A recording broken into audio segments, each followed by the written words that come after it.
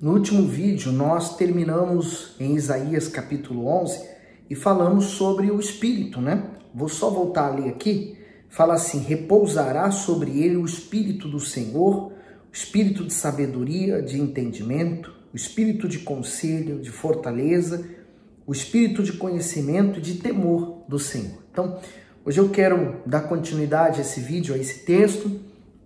E como nós lemos no último vídeo, o rebento que representa o Senhor Jesus nascendo da linhagem de Davi, e aqui o que estaria sobre o Senhor Jesus e naturalmente sobre todos aqueles que recebem o penhor de Deus, o Espírito Santo. Que maravilha, né? Então, como ele é sabedoria, entendimento, ele é conhecimento, então nada melhor do que nós pedirmos ao próprio Espírito Santo a nos guiar nessa leitura, né? Vamos lá?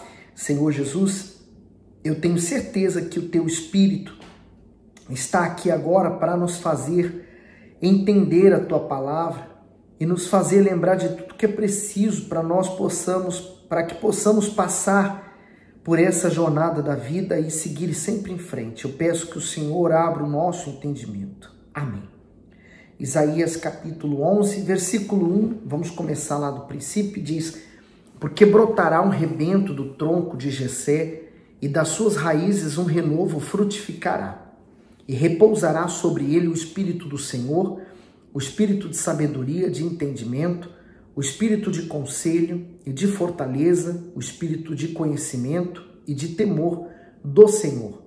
E deleitar-se-á no temor do Senhor, e não julgará segundo a vista dos seus olhos, nem repreenderá segundo o ouvir dos seus ouvidos. O comentário do 3 diz: o temor do Messias. O profeta revela que o Messias se deleitaria no temor do Senhor. Seu prazer estaria em reverenciar o Altíssimo pelos seus excelentes atributos. O Senhor Jesus manifestou esse fruto constantemente ao Pai, pois ele adorava a sua justiça e a sua bondade. Além disso, respeitava a sua santidade e amava a sua onisciência. Portanto, o temor a Deus produz o fruto mais precioso, a obediência, que consequentemente gera a adoração absoluta ao Senhor e intimidade com Ele. Mas esse temor só vem pela ação do Espírito Santo. Quem o desenvolve toma atitudes coerentes com a vontade divina. A obediência é a coisa que Deus espera de nós, né? Uma vez que nós conheçamos a palavra dele. Então, por exemplo, ele falou: você quer saber quem me ama? Quem me ama obedece minhas palavras. É como um pai que cuida do seu filho, por exemplo, e ele dá bons conselhos ao seu filho. Então, o que ele espera? Que o seu filho dê ouvidos. Agora, se nós, como filhos, ouvimos a palavra do nosso Deus, a orientação dele, mas seguimos a nossa vida praticando o erro, então nós estamos demonstrando desrespeito, desamor. O amor obedece. Amor é isso. Não? O amor não é um sentimento. Aí eu sinto aqui. Não, esquece. Isso aí é sentimento. Você está sentindo agora, daqui a pouco passa. É como desejo. Desejo, você tem o desejo por uma coisa agora, depois esse desejo some. Então, não é o desejo que está aqui, mas sim a obediência, o amor que você tem por Deus. A parte B diz: não julgará sobre a vista dos seus olhos. O Messias jamais cometeria alguma injustiça, pois não age baseado em relatos humanos ou em fatores externos. Assim devem ser aqueles que professam a fé no Senhor. O temor a ele gera justiça. Por essa razão, a pessoa temente não julga segundo a aparência, nem é parcial.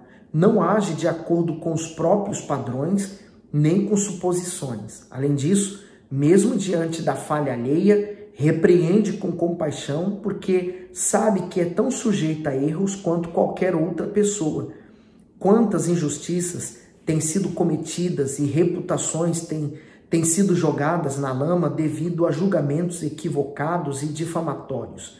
Em qualquer situação, se os critérios usados forem fundamentados nos impulsos enganosos do coração, certamente haverá pecado e dor.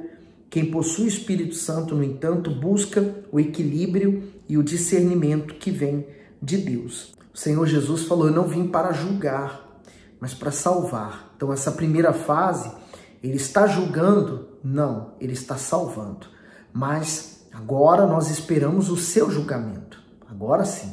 E esse é que nós precisamos estar bem com Deus para que sejamos salvos. No 4, mas julgará com justiça aos pobres e repreenderá com equidade aos mansos da terra. E ferirá a terra com a vara da sua boca e com o sopro dos seus lábios matará o ímpio. Então, vamos entender, né? O julgamento que ele fala foi quando o Senhor Jesus, por exemplo, expulsou os demônios. O que os demônios fazem às pessoas é uma injustiça. Por isso que lá em João 10:10 diz que o diabo veio para matar, roubar e destruir. No entanto, Jesus veio trazer vida e vida com abundância. Então, o que Jesus traz como oferta para esta pessoa que aceita ele é vida e vida com abundância. Mas se ela prefere se manter nesse mundo, ela prefere se manter no mundo do engano. Então ele fala que ele fará justiça, equilíbrio aos mansos da terra. O manso, como eu já expliquei, volto a explicar, manso não é sentido de mansidão, aquela pessoa calma, mas é no sentido da pessoa obediente, aquela pessoa temente a Deus, né? Ferirá a terra com a sua boca, quer dizer, a palavra, e o sopro dos seus lábios matará o ímpio. Quer dizer, lembra dos fariseus? Ele falou, ai dos fariseus hipócritas, chamou eles de hipócritas, de sepulcro caiados, porque eles tinham aparência de uma santidade muito grande, mas o que eles traziam dentro do coração deles era a impiedade. Infelizmente é a maior razão que existe hoje na religião é exatamente isso, é a hipocrisia. No 5, e a justiça será o cinto dos seus lombos, e a fidelidade o cinto das suas entranhas. E morará o lobo com o cordeiro, e o leopardo com o cabrito se deitará, e o bezerro e o filho de leão e o animal cevado andarão juntos, e um menino pequeno os guiará. A vaca e a ursa pastarão juntas, seus filhos se deitarão juntos, e o leão comerá palha como boi, e brincará a criança de peito sobre a toca da áspide, e a desmamada colocará sua mão na cova do basílico. Não se fará mal nem dano algum em todo o meu santo monte, porque a terra se encherá do conhecimento do Senhor, como as águas cobrem o mar. E acontecerá naquele dia que a raiz de Jessé, a qual estará posta por estandarte dos povos, será buscada pelos gentios, e o lugar de seu repouso será glorioso. Então, de fato, hoje a palavra de Deus está chegando para nós, gentios. Eu não sei se sou da nação de Israel, não faço a menor ideia, mas hoje chega para mim o Senhor Jesus. A salvação vem dos judeus e eu a recebo através do Senhor Jesus. O comentário vai do 5 ao 10, ele diz, essa profecia fala de um reino de paz inigualável. Davi reinou em meio a guerras, mas o seu descendente, o Messias, reinará na eternidade em plena paz. Quando o Senhor Jesus estiver assentado no seu trono e governar como rei na terra, a partir de Jerusalém cessarão contendas, ódios, inimizades, divórcio e tudo o mais que é nocivo ao ser humano. A harmonia será vista até mesmo no convívio pacífico entre os animais selvagens. Toda forma de dor e violência ficará e os homens viverão em plena paz com Deus. Lá em Apocalipse fala sobre o reinado de 1000 anos do Senhor Jesus. Mas eu também entendo que o que ele está querendo dizer para mim, né? Essa é a minha tradução que eu faço, é a vida abundante que Jesus prometeu. O reino dele, quando eu sou inserido nesse reino, então eu passo a ter paz, né? Eu não posso consertar o mundo todo, mas eu posso consertar o meu mundo. No meu mundo, ele passa a ser perfeito quando eu tenho essa comunhão, essa paz com Deus. No 11, e há de ser que naquele dia o Senhor tornará a pôr a sua mão para adquirir outra vez o remanescente do seu povo, que for deixado na Síria e do Egito e de Patros e da Etiópia e de Elã e de Sinar e de Amate e das ilhas do mar. E levantará um estandarte entre as nações e ajuntará os desterrados de Israel e os dispersos de Judá, congregará desde os quatro confins da terra. E afastar-se-á a inveja de Efraim, e os adversários de Judá serão desarraigados. Efraim não invejará Judá, e Judá não oprimirá Efraim. Antes voarão sobre os ombros dos filisteus ao ocidente junto, despojarão aos do oriente. Em Edom e Moabe porão as suas mãos, e os filhos de Amon lhe obedecerão. E o Senhor destruirá totalmente a língua do mar do Egito, e moverá a sua mão contra o rio com a força do seu vento, e ferindo, dividi-lo-á em 7 correntes, e fará que por ele passem com sapatos secos. E haverá caminho plano para o remanescente do seu povo, que for deixado da Síria, como sucedeu a Israel no dia em que subiu da terra do Egito. Então é uma verdadeira promessa de Deus, né? Veja que é mesclado. Ele tanto está falando para aquela altura, né, o que aconteceria com aqueles remanescentes, aqueles que permaneceriam fiéis até o fim, mas também fala para o reinado de Deus para o futuro. E também diz respeito à minha própria vida. Por exemplo, quando a gente vê Israel sendo invadida, a gente vê a nação de Israel sendo agredida, por exemplo, é como você imaginar que o seu corpo, sua mente e seu coração, ele faz parte de um reino. O rei desse reino é você. Então, quando você está sozinho, desarmado, desprotegido, vem o ataque do mal contra você, ele consegue atingir você, destruindo sua vida e matando, né? Porque tudo que o diabo quer é matar o nosso corpo para obter a nossa alma. Quando nós convidamos o Espírito Santo para entrar no nosso ser, é como se no trono do nosso coração, onde é reinado a nossa vontade, nós tiramos a nossa vontade, o eu, e nós colocamos assentado o Senhor Jesus sobre ele. Então ali, a partir dali, daquele instante, então, quem vai reinar vai ser o Espírito Santo. Então, imagine, né? Num confronto entre você e o mal, quem vai vencer? Se você tem o próprio Senhor dos Senhores sobre você, né? Então nós estamos em verdadeira guerra espiritual, constante, diária, a todo instante, eu, você, todos nós. Nós precisamos estar sempre combatendo. Leia lá o livro de Efésios, capítulo 6. O apóstolo Paulo fala sobre a armadura, que nós temos que estar guardados com ela. Então se proteja, porque nessa batalha você tem que estar revestido com o Espírito Santo para vencer ela. Sem isso você não vence. No Isaías capítulo 2 ele diz: e dirás naquele dia, graças te dou, ó Senhor, porque ainda que te iraste contra mim, a tua ira se retirou e tu me consolas. Eis que Deus é a minha salvação. Nele confiarei e não temerei, porque o Senhor Deus é a minha força e o meu cântico, e se tornou a minha salvação. O comentário do 1 ao 2 diz: a tua ira se retirou. Assim como um pecador alcança a benevolência do Senhor, quando se arrepende, a nação de Israel alcançaria a misericórdia ao confiar nele. Seu povo seria disciplinado, mas voltaria do exílio restaurado. Por causa da compaixão divina, a nação veria posteriormente a manifestação do Messias em sua primeira vinda. Mesmo sendo ofendido por causa do pecado, o Senhor permanece disposto a perdoar e a libertar da angústia aqueles que se arrependem. Diante disso, a mente humana é incapaz de imaginar o tamanho da benignidade do Altíssimo. Apesar de tantos erros, desprezo e rebeldia das pessoas, o Senhor está sempre pronto para perdoar, consolar e restaurar a vida delas. Então, quando, por exemplo, um judeu ele lê o livro de Isaías, ele vê o livro de Isaías como se fosse, hoje para nós, o livro de Apocalipse. Hoje nós, quando lemos o livro de Apocalipse, esperamos a volta, o regresso do Senhor Jesus. No caso dos judeus, eles ainda estão esperando a vinda do Messias. Mas na cabeça deles, o Messias que há de vir, há de reinar em Jerusalém e expulsar de lá os inimigos. Então, eles não entenderam que o reino de Deus não está nesse mundo. Esse mundo é passageiro.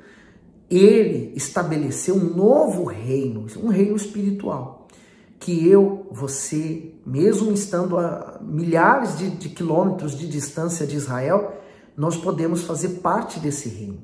Por isso que, por exemplo, Abraão, ele andou nesse mundo como peregrino, porque ele esperava a cidade santa. Assim também os heróis da fé e nós hoje, nós sabemos que o nosso corpo é como se fosse uma tenda temporária. Nós estamos somente de passagem, logo vamos para casa.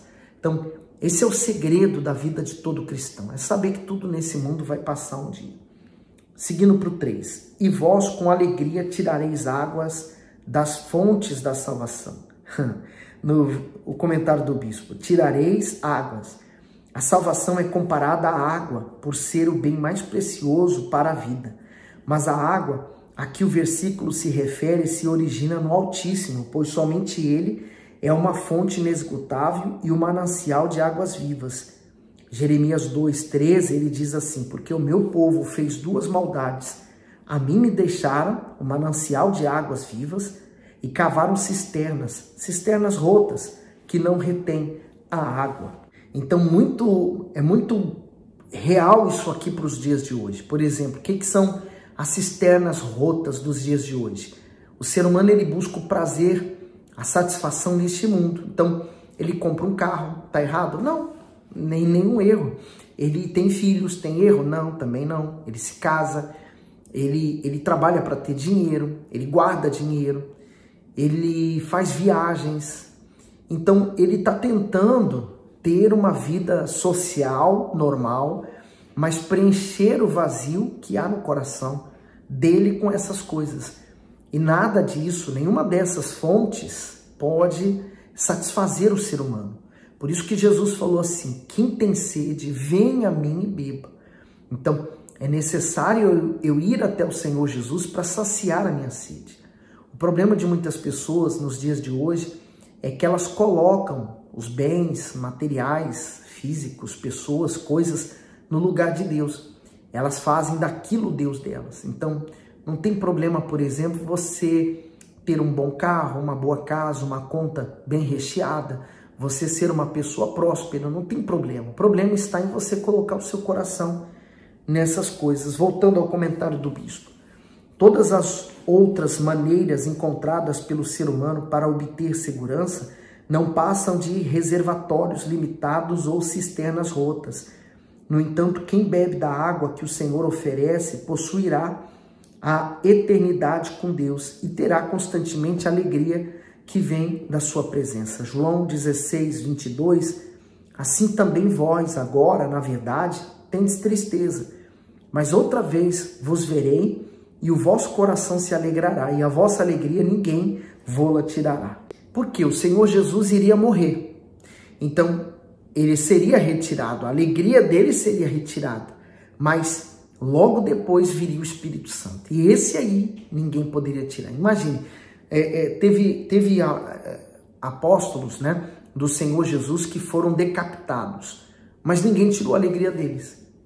O apóstolo Pedro, por exemplo, ele foi crucificado em Roma de cabeça para baixo. Mas isso não tirou o Espírito Santo dele. O mundo não entende, né? Ele fala, mas que Deus é esse que permite que você morra dessa forma ou que você morra dessa maneira? Mas a questão não está como eu vou morrer. A questão está para onde eu vai a minha alma e quem está comigo. Porque eu tenho certeza que Deus está comigo. Como eu vou morrer, eu não sei. Mas olha, quando eu morrer, eu quero estar salvo. É só isso que eu me preocupo. Seguindo o texto e terminando o comentário do bispo, portanto, se somente o Altíssimo pode oferecer a alegria da vida eterna, como alguém pode alcançá-la se não for até Ele? Seguindo o texto 4. E direis naquele dia, dai graças ao Senhor, invocai o seu nome, fazei notório os seus feitos entre os povos, contai quão excelso é o seu nome. Cantai ao Senhor, porque fez coisas grandiosas, saiba-se isto em toda a terra, exulta e jubila, ó habitantes de Sião, porque grande é o Santo de Israel no meio de ti. Aqui podemos entender por que Isaías estava tão preparado para enfrentar lutas, pessoas contra ele, enfrentar o inferno inteiro. Aqui a gente entende bem, porque o que ele conheceu, ou quem ele conheceu, ele não trocava por mais nada. Essa é a proposta do evangelho de hoje. É que você troque tudo que existe nesse mundo, qualquer prazer momentâneo desse mundo, pelo prazer eterno de possuir o próprio Deus dentro de você. Bom, espero ter ajudado. Caso você tenha dúvida, ou queira fazer alguma pergunta, ou colocar o que Deus falou com você, põe aí nos comentários, tá bom? Que Deus abençoe, manda esse vídeo para alguém, não deixe de dar o seu gosto, tá? Fique bem.